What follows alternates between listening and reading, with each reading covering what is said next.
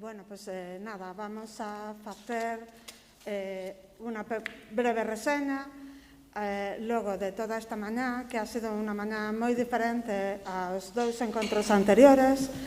que esta iniciativa naceu no ano 2018 e que con este terceiro encontro queremos consolidar dende a Xunta de Galicia, dende a Secretaría Xeral de Igualdade, queremos consolidar e visibilizar o apoio e o fomento ás mulleres emprendedoras para que todas aquelas que teñades unha idea de negocio poidades levala á realidade. Vos agradecemos moitísimo toda a vosa presencia, sobre todo tamén a paciencia e as ganas de vir. Hoxe en día, este ano 2020, que resultou un ano tan complicado, tan difícil, tan negativo en moitas cousas, tamén dá moitísimas cousas positivas, como pode ser que, pese ás dificultades, estades aquí 25 expositoras de Mega e, polo que sei, están bastantes mulleres emprendedoras tamén escoitando e mirándonos por streaming. Entón, outra vez, darvos as grazas por estar aquí e comentar máis que nada para pechar, eu non quero, dende logo, facervos perder o tempo, dicirvos un pouco a nosa labor na Secretaría Xeral de Igualdade ao longo deste ano 2020. Fixemos varias cousas en varias direccións, tanto de cara ao pasado como ao futuro. De cara ao pasado, intentamos paliar na medida do posible as dificultades que aquelas emegas que recibiron axuda no ano 2018 e a que se lle solicitaba ter unha permanencia no emprego de 2 anos, non tiveran que, polo motivo do confinamento que se iniciou en 14 de marzo deste ano, deixar ou ter que reintegrar a axuda do Mega do ano 2018. Entón, traballamos na liña de intentar adaptar as bases reguladoras do ano 2018 para que non houbera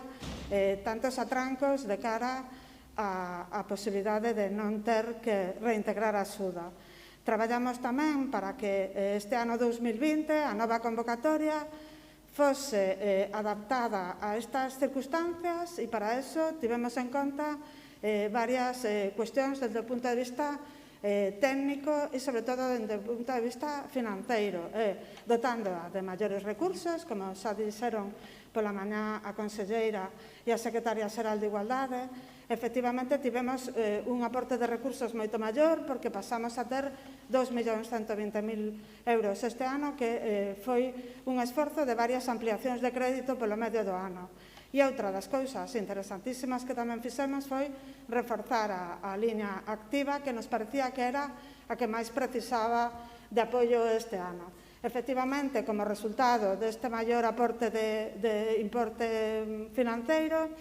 tivemos un total de axudas de 197 mulleres e unha porcentaxe de activas de mulleres que xa teñan un negocio que tiveron que necesitaban unha reactivación económica. Un 22%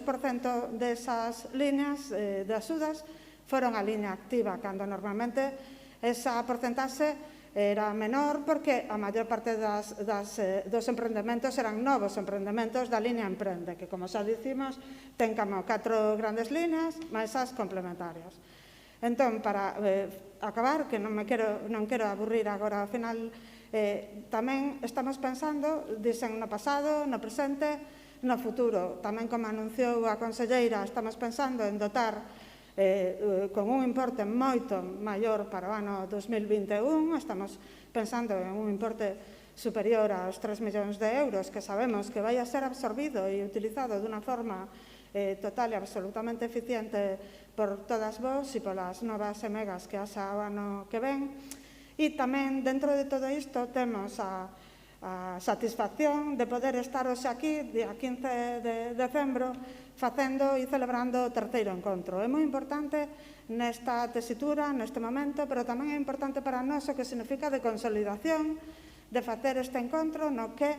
podemos coñecernos, falarnos, aínda que hoxe foi algo diferente aos outros dous anteriores, e, sobre todo, que estamos reforzando e intentando dar resposta a todas as vosas inquedanzas e suxestións. E unha das cousas que tamén cambiou este ano, creemos que a mellor E, bueno, un pouco todo con o bo equipo que temos, tanto con Women Emprende como todo o equipo da Secretaría Xeral de Igualdade e co apoio de Susana López Abella, Secretaria Xeral de Igualdade, a Conselleira, a Dirección Xerais a Consellería de Emprego e Igualdade, é que intensificamos moitísimo a parte da formación. Este evento naceu no ano 2018 con unha pequena parte de formación pola mañá, o evento pola tarde. O ano 2019 tamén foi así, pero xa a formación foi algo máis potente e con máis temáticas, vale? Pero tamén era un día e era presencial. E este ano, o mellor de todas as dificultades que tivemos un acerto e foi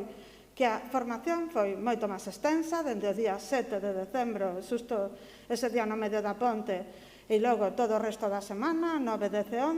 11, e se abarcaron unhas temáticas que, polo que vemos, sí que están sendo moi útiles e moi demandadas por todas nós, como foron a inteligencia emocional e a inteligencia artificial, un pouco de como dar ese apoio emocional e como dar todas as ferramentas para posicionarnos no mundo, neste mundo tan globalizado. Eu somente quería terminar dicindo que de esa debilidade naceu unha fortaleza, que esa fortaleza perviva no tempo e que ademais temos unha pequena satisfacción e de facer isto e que nas enquisas da formación a maior parte das vosas opinións foron positivas de cara á forma que se deu esta formación. Aínda, o que falábamos moito agora no pasillo,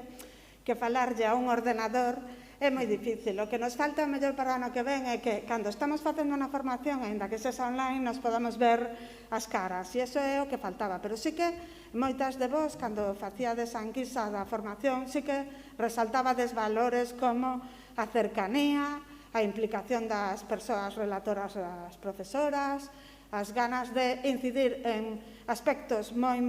cercanos á vosa xestión, en fin, que creemos que ao mellor ano tras ano sí que estamos intentando dar respostas ás vosas demandas e que oxalá que o ano que ven esteamos aquí, non sei como, pero tamén celebrando outro encontro que vai a ser como a culminación do traballo na Secretaría Xeral de Igualdade a favor e como fomento das emprendedoras, das mulleres emprendedoras. Grazas a vos, que sodes valientes, que os vaya ben e que teñades éxito nos vosos negocios. Grazas.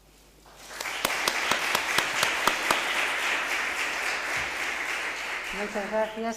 Falounos Aurora Patiño Doval, que é a subdirectora xeral de Promoción da Igualdade da Secretaría Xeral de Igualdade e responsable do programa EMEGA, que leva moitas horas traballado e moi forte para que todo isto salga así perfectamente como está saindo. Por parte da Universidade de Santiago de Compostela, o programa Women Emprende, as traballadoras, Iria Fontela, a miña compañeira, que tamén estuvo hoxe aquí, e máis eu, pois recollemos unhas conclusións máis de carácter teórico que paso a ler rapidamente porque as horas son as que son e que nos gusta compartir porque son aprendidas do voso liderazgo, do liderazgo femenino, do estilo de dirección femenino. En un estudio de Marcia Bombic e Rosin Chernesky sobre 92 xerentes afirma que se basea na orientación cara ás persoas, o liderazgo femenino, pola súa capacidade para escoitar, reunir información e lograr consenso. Neste estudio, as autoras identifican 9 características que as mulleres poñedes en práctica en moitísima maior medida que os homes e que hoxe me gustaría compartir con vos porque quedou aquí claro. Estas 9 características son o interés polas persoas, a sensibilidade cara ás necesidades das mulleres traballadoras, o investimento na formación profesional de traballadores e traballadoras, a orientación cooperativa, a perspectiva global, a comunicación aberta, o recoñecemento das inquietudes de outras persoas, o interese na calidade do ambiente e o uso da intuición. Creo que hoxe desto todo se falou aquí. Tom Peters afirma que as mulleres son menos xerárquicas e máis flexibles. Están orientadas cara aos grupos, son rápidas na actuación e xeran unha comunicación fluida, o que se explica a través do feito de que a socialización femenina, contraria ao éxito personal e ao logro por encima de todo, propicia que as mulleres prioricen o compartir ou estar no lugar do éxito ou do brillo social e profesional. Isto tradúcese na súa posición no centro da empresa e na tendencia para estruturar as súas empresas en forma de redes, grupos ou equipos que traballan cara a un fin común. Esa é a nosa rede mega. En lugar de formalizar unha estrutura xerárquica que resulte allea, en todo caso que as conduce a lembrar que elas son as subordinadas.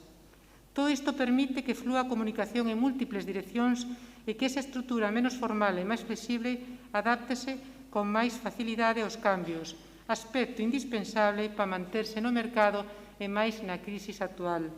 En definitiva, pode dicirse que as mulleres achegan á actividade empresarial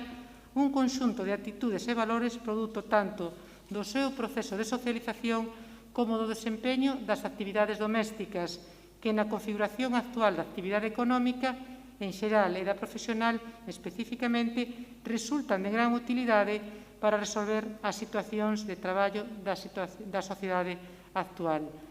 Bueno, pois con estas palabras creo que quedan recollidas moitas das vosas formas de liderar nas vosas empresas e que a realidade dun liderazgo femenino e feminista que é o que demostra traballar con emprendedoras das axudas EMEGA e coa Secretaría Xeral de Igualdade. Se vos parece ben, e para rematar e para clausurar este acto, temos con nós a doña Elena Mancha Montero de Espinosa, directora xeral de Relacións Laborais da Consellería de Emprego e Igualdade, e a Susana López Abella, a secretaria xeral da Igualdade da Xunta de Galicia, que farán a clausura deste evento. E moitas gracias.